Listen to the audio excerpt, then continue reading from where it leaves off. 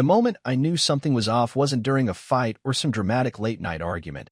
It was when I picked up Caleb's phone to check the weather. That's it. Just the damn weather. It was raining that Saturday, the kind of steady downpour that turns your plans into indoor chores and errands. We had been supposed to meet his sister for brunch, but she canceled at the last minute. So there we were, lounging in our living room, him on the couch with his laptop open, half watching a rerun of some baking show, and me in the kitchen making coffee. When I asked what time the rain was supposed to stop, he didn't even look up. "Check my phone," he mumbled, gesturing at the charger next to the remote. I picked it up. No passcode. He'd always been a little too trusting like that. I wish I had just typed in weather and gone on with my day. But as I swiped down to open the search bar, a notification rolled in, a message preview from someone named Dorian. Just that name, nothing more, and I didn't recognize it. But the bubble below it did me in. Still thinking about last night. That's all it said. Nothing graphic. Nothing that couldn't be explained if you really wanted to pretend. But I didn't want to pretend. I tapped it before my hands could even think about stopping. What followed wasn't a bombshell. It was worse. It was slow poison, message after message of flirtation, inside jokes I wasn't part of, plans made during times he told me he was working late. No nudes. No obvious smoking gun.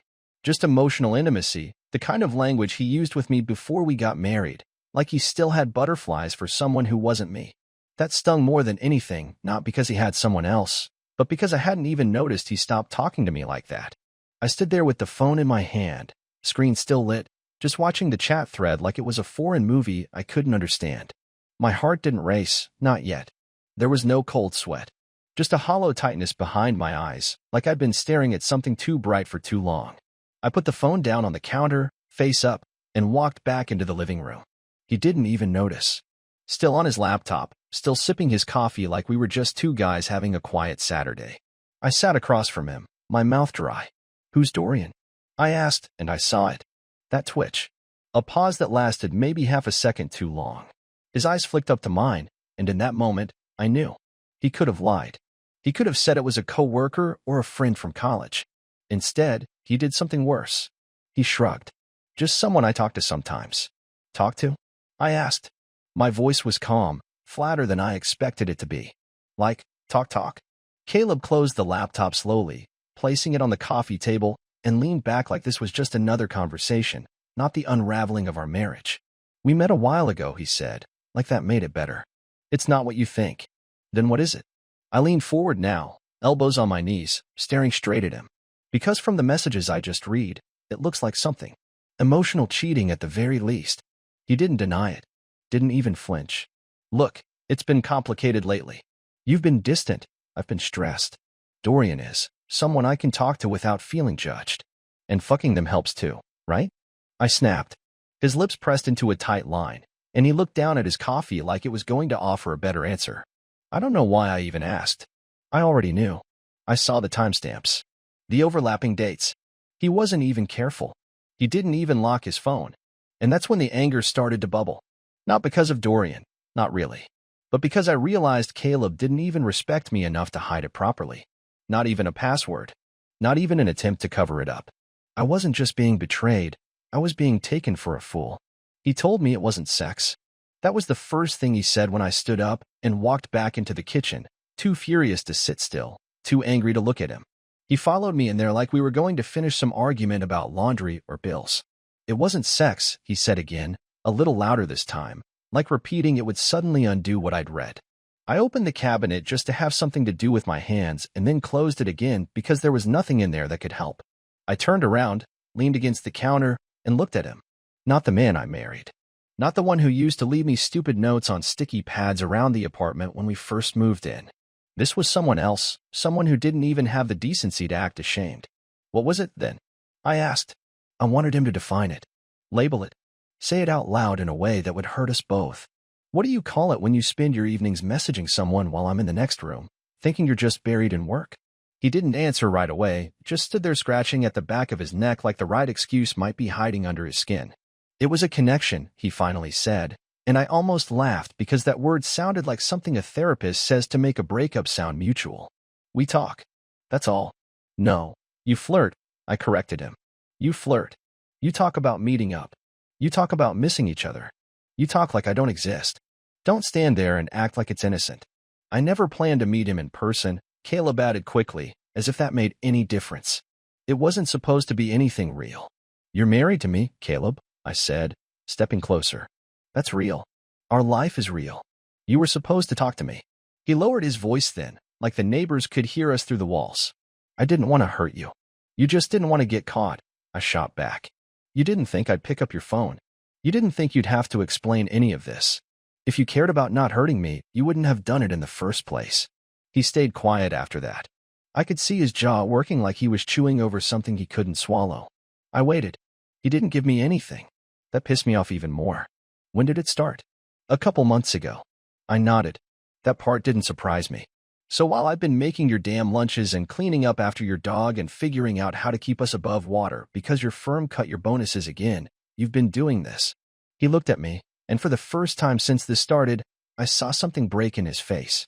Maybe guilt, maybe fear, but it was too late. It wasn't about you. No, it never is, I said. It's always about what you need, what you're missing, what makes you feel alive, what makes you feel wanted. I'm just the guy who holds everything together so you can fall apart and call it personal growth. I felt alone. Okay, he said, finally raising his voice. I've been feeling disconnected for a long time, and I didn't know how to talk to you about it. Then you should have tried, I said. You don't get to cheat because communication's hard. We stood there in silence, the only sound the hum of the refrigerator, and I remember thinking how stupid it was that something as normal as a fridge could still be running like nothing was happening, like the entire center of my life hadn't just shifted. Caleb looked away first. He always did when he had no more lies to offer. I watched him walk back into the living room, sit down like the conversation was over, like it hadn't just split us in two. I went into the bedroom and locked the door. Not because I thought he'd follow me, but because I didn't want to give him the chance. I sat on the edge of the bed and stared at the wall. I didn't cry. I didn't scream.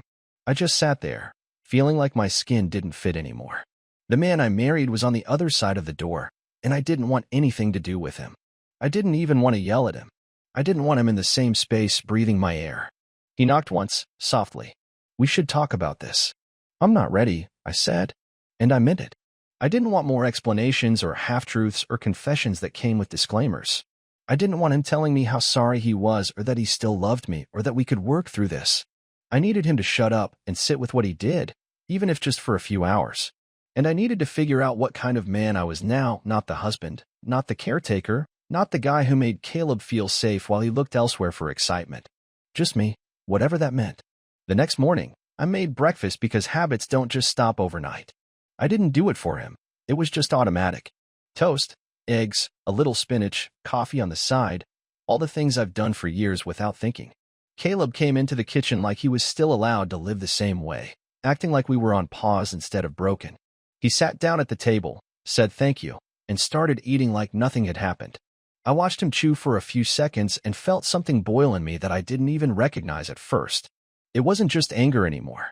It was disgust at how comfortable he still was, at how he hadn't packed a bag or even asked if he should sleep on the couch. He was just there, like this was a minor setback we could iron out by dinner. I didn't say anything until I was sure I wouldn't throw something at him. You should go stay somewhere else, I finally said, putting my mug down a little harder than necessary, at least for a few days. He looked up, mouth full, and I could see he hadn't even considered that. Seriously? Yes, I said. You don't get to sleep here like nothing's wrong. I didn't think you'd want to make this more dramatic than it already is, he said, wiping his mouth and sounding way too calm for someone who blew up our marriage. I thought maybe we could just talk. You talk to Dorian, I said. You don't get both. He leaned back in the chair like I'd said something unreasonable, like I was the one making a mess out of something fixable. This doesn't have to be war. I made a mistake. Don't insult me by calling it a mistake, I snapped. A mistake is forgetting to take the trash out. This was deliberate. You chose it, over and over. You just didn't think I'd notice. I didn't think you'd react like this, he said. What did you expect? I asked.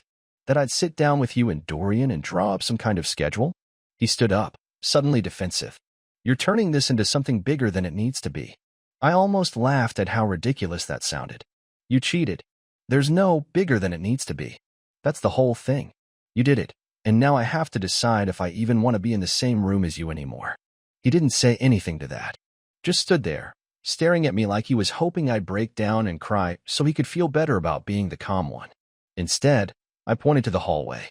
"You've got until noon to figure out where you're going. I'm not spending another night pretending we're okay." He nodded once, didn't argue, and left the kitchen. I heard him in the bedroom, packing a small bag, just a weekend's worth of clothes, which told me everything I needed to know. He didn't think this was permanent. He thought I'd cool down, miss him, and ask him to come back like this was a trial separation. I let him think that. I didn't say anything more. When he left, I didn't watch him go. I locked the door behind him, made sure his key was no longer in the bowl by the entry table, and finally let out a breath I didn't realize I'd been holding since the night before. The silence after he left wasn't peaceful. It was sharp. Every room felt too quiet, too exposed. I walked through the apartment like I was seeing it for the first time. The framed photos on the wall suddenly looked ridiculous, like props in a play that ended months ago. I took them down one by one, not because I wanted to erase him, but because I couldn't stand to look at the lies anymore. I boxed them up and left the box in the closet. I didn't throw anything away. Not yet. That night, he texted me. Said he was staying at his coworker's place and hoped I was okay. I didn't answer. The next morning, he sent another one. Said he wanted to talk when I was ready. I still didn't respond. He kept texting every day for a week, always saying the same things in different words. That he missed me. That he didn't want to lose me. That he didn't know how to fix it, but he'd try if I gave him the chance. I read every message, didn't delete them, just let them sit there unread on the screen until my phone stopped lighting up. I wasn't looking for an apology anymore. I wasn't looking for answers. What I wanted now was honesty, not from him, but from myself. I needed to ask questions I hadn't dared to before. Why didn't I see the signs sooner? Why did I make excuses for his distance? Why did I let myself carry all the weight of this relationship while he wandered off into someone else's inbox? And the worst one, why wasn't I enough? He called once, 3 days after he left. I answered, mostly out of curiosity. I wanted to hear his voice and see if it still made me feel something. It didn't. It sounded small. Nervous. "Hey," he said. "What do you want, Caleb?" "I just want to talk," he said. "I don't know how we got here." "We got here because you thought I was optional," I said. "And now you're finding out I'm not." He didn't respond right away. I could hear his breathing on the line, like he was about to cry or scream, but instead he just said, "You're making this too personal." "Of course I am," I said. "It is personal." Then I hung up. I spent the next few days in a strange kind of autopilot. I wasn't crying. I wasn't breaking down. I wasn't even screaming into pillows or smashing dishes or anything you'd expect from someone who just found out his husband spent the last few months emotionally climbing into bed with another man. What I was doing was thinking cold, clear thinking, like I hadn't done in a long time. I wasn't wondering whether to forgive him. I had already decided I wouldn't. What I was figuring out was how to make him remember this, how to make sure he understood he didn't get to walk out of this as the one who learned something while I quietly rebuilt my life alone. He wanted space, attention, a little thrill on the side. I would give him all of it, just not in the way he expected. I started by finding Dorian. It wasn't difficult. Caleb wasn't exactly a master of secrecy. A few quick searches through his social media accounts and old email logs led me straight to a tagged photo on someone's profile, an artsy-looking guy with expensive glasses and the kind of haircut that screams midlife reinvention. I knew it was him the moment I saw a comment under one of his posts that said, "Thanks again for the advice and the laughs. You saved my week." Signed by Caleb. Right there, in public, like it was some normal friendship and not the crack that broke open my marriage. I didn't contact Dorian. I didn't need to. What I did instead was gather everything. Every message, every screenshot, every saved photo, every time-stamped calendar entry where Caleb said he was working late and wasn't. I compiled it all into a single folder, neat and organized, with notes and references like it was a project presentation. I had no intention of suing anyone or blowing up lives just for the sake of spectacle, but I wanted this documented. I wanted it preserved. I wanted it ready.